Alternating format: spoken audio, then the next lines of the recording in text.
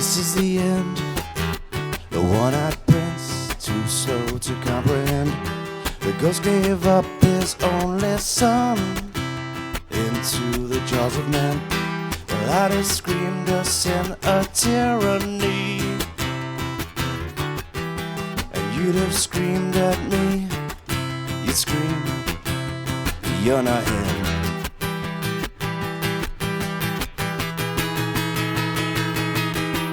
Welcome to the house of bread. This is the end, the king is dead. The water bearer comes to sing, the end is now. Welcome to the house of bread. This is the end, the king is dead. The water bearer comes to sing, the end is now. The beginning.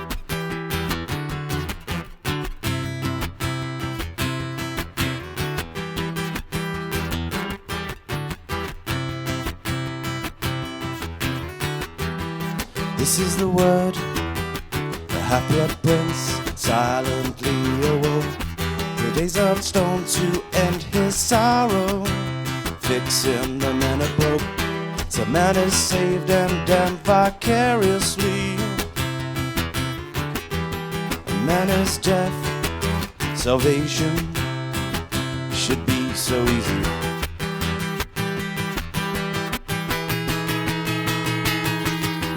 Welcome to the house of bread. This is the end, the king is dead. The water bearer comes to sing, the end is now. Welcome to the house of bread. This is the end, the king is dead. The water bearer comes to sing, the end is now.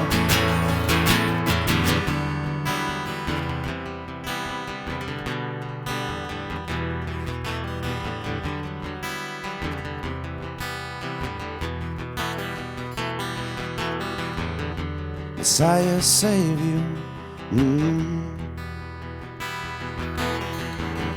Messiah, save you.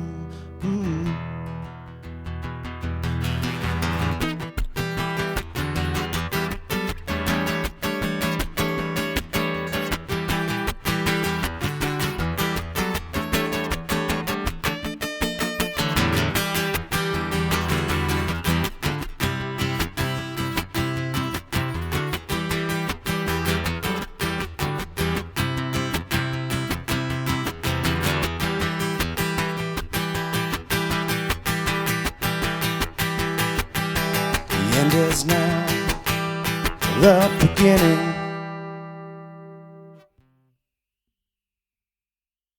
Phil, thank you very much for coming back. Thanks for having me. It's nice to have you in sort of your own capacity this time. Obviously, the last time you came, you were helping out a friend of yours, Tears. Yes. Great performer. Does it feel different coming back on your own this time? Well, the mood's awesome. Nice. You do it Thank nicely. Yeah, and it always, I've been a little bit out of the game for a while and doing things on my own. Is that I haven't really done it that much. I've done sort of gigs on my own, but it's kind of because I needed money. I started off as a solo busker and that kind of thing. So it can be done, but mostly I've been a hired gun for other people for the last sort of 10-ish years. Okay, cool.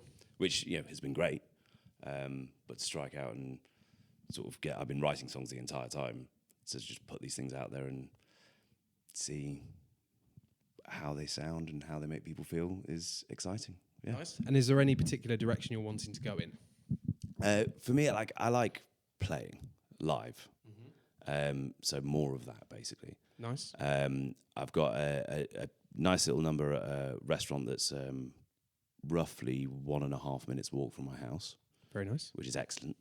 And a good little sort of squad of people that run some open mics and things like that, which is cool because I can just dip in and out. Cool. But putting on shows, I miss that. I miss the good hour and a half with a start, a middle, and end. Yeah. And I miss the collaborations of playing with other musicians as well. I think that's half the fun. When you get to basically work with all other the fun. people. Yeah. So speaking of your area, whereabouts are you based? So I live in Westerham. Cool. I started playing guitar there as well. It would have been 2010. It's an unusual way how I started. So Do tell. Anytime someone starts a I story by just going, and then starts laughing, it's going to be a good one. So. Gold. One of my best buddies, Johnny Bailey, who is also my brother-in-law, we just got heavily into folk music. Cool. And heavily into heavy drinking as well. They just are perfect. How intertwined. Yeah. It's amazing. It's like, yes, I'll drink another bit of cheap cider and listen to Bob Dylan. That sounds great. Is it White Ace by any chance or something like that? No, we were on the co-op homebrew stuff. Like, Oh. no, it was all right. Double strength. I mean, I wouldn't touch that filth now. A man of sophistication now. It's whiskey and champagne and nothing in between. No, but what happened was Johnny was really the curator of this kind of stuff. So he showed me this documentary about Woodstock in '69, and I was like, oh my God, like Richie Havens and Joan Baez and all this. Like, I was obliquely aware of it as a musician, you kind of are, but I'd never really paid it that much attention. Okay. I was like, this is just wild how cool these people are. And within that, we suddenly just found ourselves absolutely fascinated by a band called Peter, Paul and Mary. Nice, that's a cool name.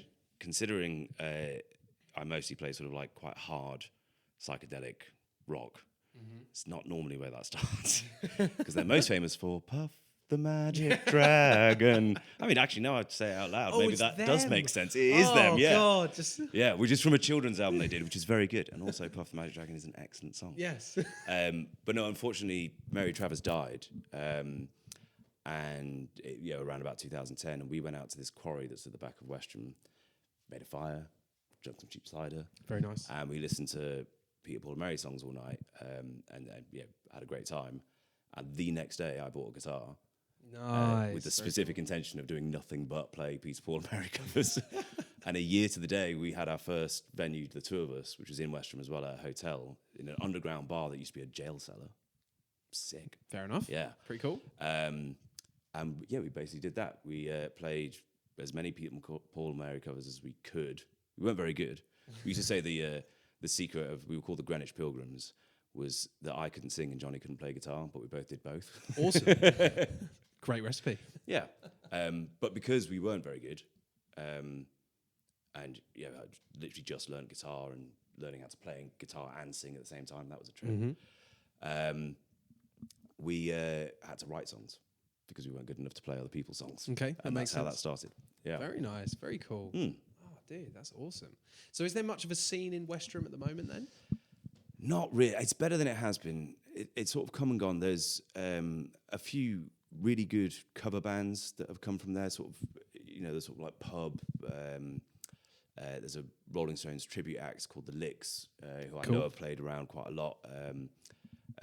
Peter Storey is the guy that fronts that. I think the lineups have been relatively the same. A couple of guys have come and gone. Excellent. They wrote Western Rocks is a festival that they've put on for like at least the last 10 years, I think. Cool. Really, really great. There's lots of actual independent artists. Hober and the Hippies all live in Westerham. Excellent band. There's Elle Akerman, who is a really, really great singer. She doesn't have a band, but I know she's possibly signed to Warner's or something like that. So there's some serious talent down there. Very cool. Couple of studios that have come and gone. Xenomania was there. All the Sugar Babes album were recorded in Westerham. Dido's. Really? Yeah, that album was done. Cher's Do You Believe was done in Westerham. Wow. No shit. That's really cool. I never knew that. That's awesome. Yeah, Xenomania I think have moved to London now, but yeah. It'd be quite nice if everyone just came back to Westerham. Yeah. Sort of just like a little reunion. Where like Dido, pub. Cher, Sugar Babes. They're all just sat there in the pub and you walk in, it's like, yeah. I'm like, hello, darlings. What are you doing here? oh man, that's really cool. So is there anything you feel like there could be more of in Westerham? Yeah, because there's absolutely an appetite. So when I first started playing, with Johnny, Johnny's an actor, and so he sort of pursued bits and bobs to do with that. So I was kind of left to sort of go on my own, which is how I ended up meeting Remy from Queen Phosphorine. Okay. And he and I played for years together. But there was a really great folk scene at the time that used to go, they used to play in Westerham, in Otford, in Sevenoaks at the Anchor, which is excellent pub for music as well with Barry, the landlord there, who was the landlord to end all landlords. He's awesome. That is a statement. Yeah. Right there. Well, Awesome. I occasionally used to busk in Sevenoaks, not very often because it's kind of like the richer the area, the worse you do as a busker. That is actually very true. Yeah. They don't tip. No, very true. Yeah, and they'll be like, "Are you homeless or something?" I'm like, no, I'm a musician. There is a difference. Yeah. I understand it's vague, but but no, he just like if you saw me out busking, he'd be like, "Oh, come into the pub, I'll get you a sandwich." Like, you're just the sweetest person ever. Thank you. Cheers, mate. Yeah. Thanks. I won't have the sandwich, but I can have a free pint. It's one or the other. Yeah. But no, he didn't encourage drinking. Actually, he's a good guy. I mean, it didn't work on me, but he wasn't, you know. But yeah, there was a really cool folk scene. The Missouri Guts was another really great band on there. I think they're still playing. Graham, another band that used to look after us at open mics called the Shrunken Heads. Really great musicians in that as well. Definitely heard of that. But it seems like that's sort of fragmented now. There's not, you could find almost any day of the week, you could find someone to go and play between Westerham, Oxted, Sevenoaks, Otford. It's quite a small, maybe a 10-mile radius or something like that. That's not the case anymore. That's really interesting. And also I see that a lot of the venues that do put on music are getting acts in from quite far away. Covers bands, emulations of things. So as we were kind of talking before, more sort of hobbyists that, you know, Right, okay. especially people if they've got like a really great voice, but everything else is kind of a bit tacked on. Okay, yeah, that makes sense. Backing tracks and things like that, but not good backing tracks. Yeah. And a bit kind of like the show is this, and there's no reading of the room, there's no interaction, there's just kind of, which is a shame because I think there's a lot of talent out there that would slay in those places. But they're being pushed out because here's Ed Sheeran. Yeah, I think some venues are now governed by the fact they probably use certain agencies to get certain acts. Yeah. So, and the agencies tell the artists what to do as well, which I think is backwards. this is true. Yeah, this is true. I think there's a few people out there who made a lot of money over the years just basically sort of sculpting the industry to where it should be or where they think it should be now. Yeah. Which makes it more difficult sometimes for original artists to then kind of make their break, particularly in their local area sometimes. So Maidstone, for example, has like the Maidstone Fringe Festival. Is there anything like that in Westerham or around that kind of area, particularly for original acts? So not particularly. So there's Western Rocks, but again, this tends to be, you know, like headline band covers. So like Police or U2 or a David Bowie tribute out or a Pink Floyd tribute out, and they all tend to come from somewhere else. It's fair. Which I don't have a problem with. That's how you finish your sort of local festival. Yeah.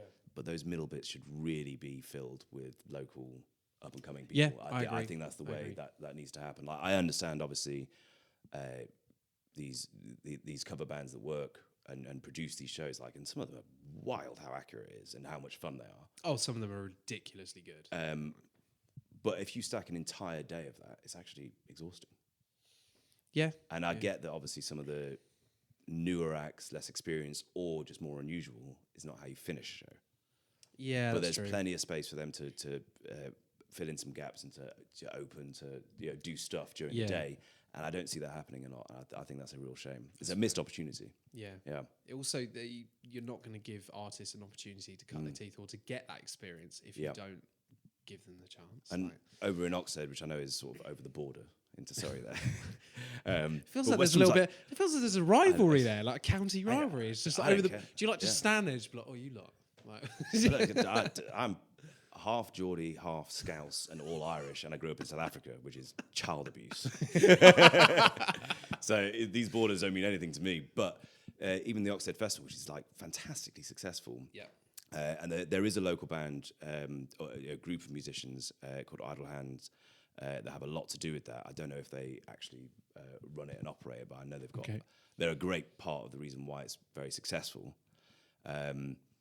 And I feel like they do a little bit more for putting in local people into this very, very big and successful festival type thing.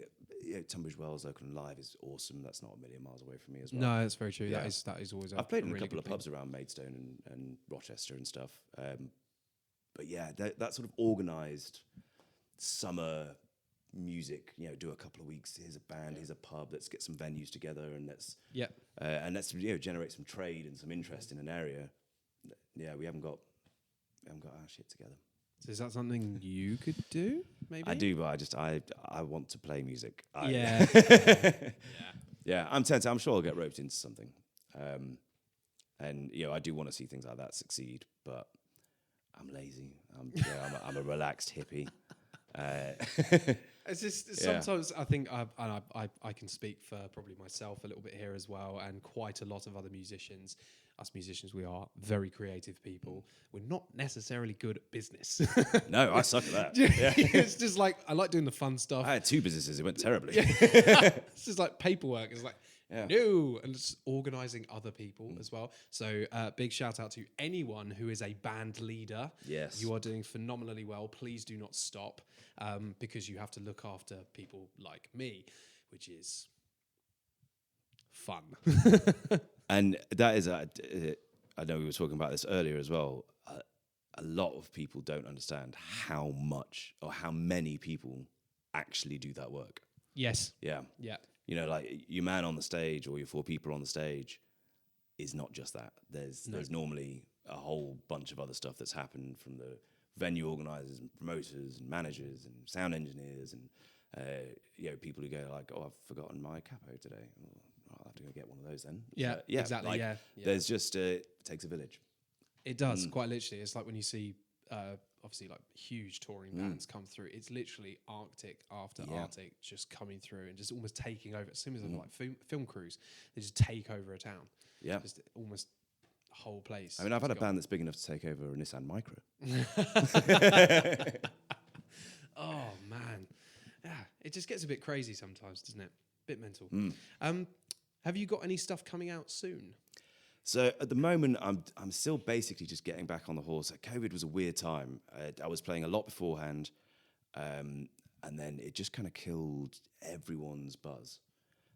So a lot of musicians that I was working with, some of them have literally just moved away. So there's that. Also, life has happened, kids have happened, families happened. Oh yeah, it's all normal stuff. So what I did is just went back to writing and practicing, and I've started from scratch again. I've got, like I say, this session that I do on the first Wednesday of every month at Bussey's Bites in Westerham, which is a beautiful little restaurant.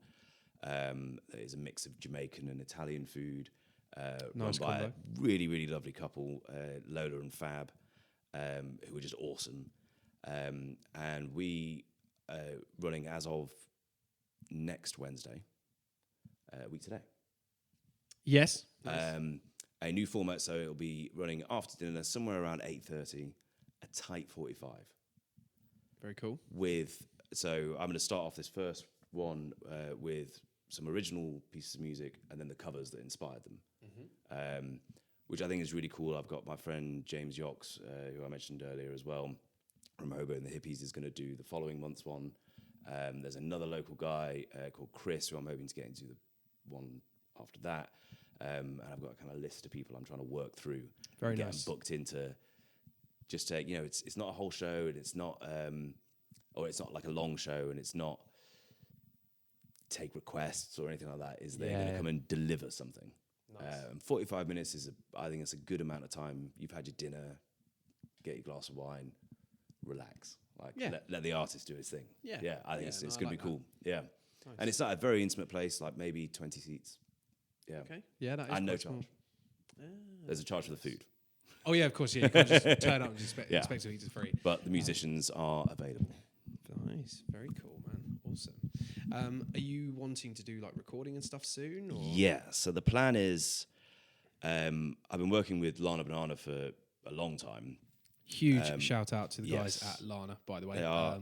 Big shout out to Dave in particular. Yes. He is a great supporter of independent music, and has known me in various iterations with Electric Sheep with Remy from Queen Phosphorine. Very nice. And our eccentric drummer Stu, which was always fun. Toffee is kind of like a fifth member of my band, I like to think. Yeah, and a few other things. He's always been really, really supportive. So there's 2 different projects that I want to get off. It will be slow going because it's financial. My mortgage is doubled costs and all money, that kind man. of stuff, you know. But it's workable. So one is singer-songwriter stuff. Basically, what I've played here. So the first song, the beginning that I played, is from the set of material that's for the more full band rocky stuff. It just happens to work nicely on an acoustic as well. And the second project is exactly that. Full band, rocky psychedelic stuff, but I need musicians. If anybody fancies. I know. And now we know why I'm here. They're on to me. Yeah, that's just how it's fallen out. I'm getting back in touch with some people in the next couple of weeks. I'm off for Easter. So we'll see how successful I am there. But this is a call out. Anybody who is looking for an interesting project, material's mostly written, but that doesn't mean you can't bring your own stuff. Or if you've got something and you want an input of a lyricist or a singer or a guitarist, I'm all yours. The door's really open for this. And Nice.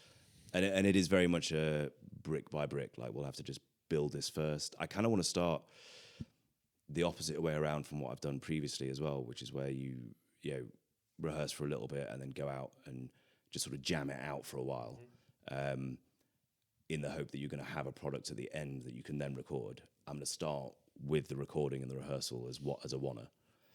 Smart. So we'll do all the rehearsals at Lana Banana in Sevenoaks, and as and when we're ready, we'll start recording those songs, get the project done, then we'll discuss the show. And I'm looking at trying to do the summer. I work as a school chef, so I get all the school holidays off, Very nice. paid. Yeah. Yes. Yeah. So there's a decent sort of 7 weeks where I think Easter time and sort of into the autumn we can play some shows around here locally, and in the summertime I want to look at doing 2-3 week tours where we go around and we have like an actual show that's really worked out and thought about and says something. Yeah. Awesome, dude. Nice one. So if people are wanting to get in touch with you for music or for whatever, how would they do so? A seance, I think, is reliable. Just a quick Ouija board just on the floor somewhere. No, so at the moment I don't have any of that infrastructure set up for me as an artist, but you can find my personal Facebook page, Philip Fitzpatrick, and my Instagram is philip.fitzpatrick, I think, or Philip Fitzpatrick. But you should, they're both derelict, but you'll find me on there and you can message me, and that's fine. Yeah, anyone that's interested in jumping in, I'll absolutely pay attention and give you a fair shout. Fantastic. Nice one. Well, thank you very much for coming down, dude. Thank you, man. Much appreciated. Pleasure. And hope to have you back again at some point soon, and possibly with a band. That would be cool. Yes. Thanks again, man. Cheers, dude.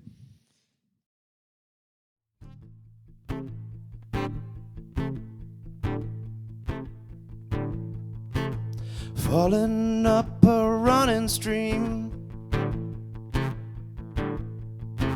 living in a dead man's dream. Money's God and all is king, but I'm the fool, so it seems.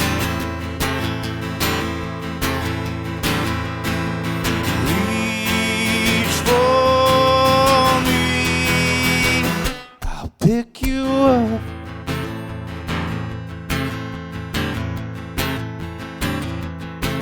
Drinking smoke that curls and folds, pushes, pulls, stabs and holds. The chosen folk don't feel the cold, but I'm the fool, so I'm told. Shout for me, I'll wake you up.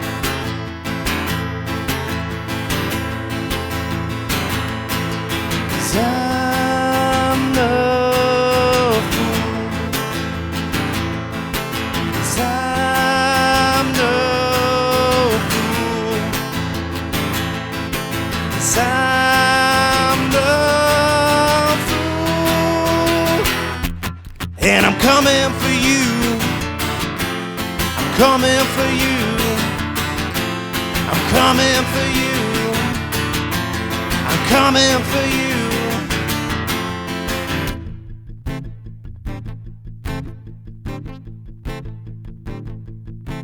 Drinking tales a taste of lies, eating tears, laughs for cries. Acid rain in the king's skies, but I'm the fool, never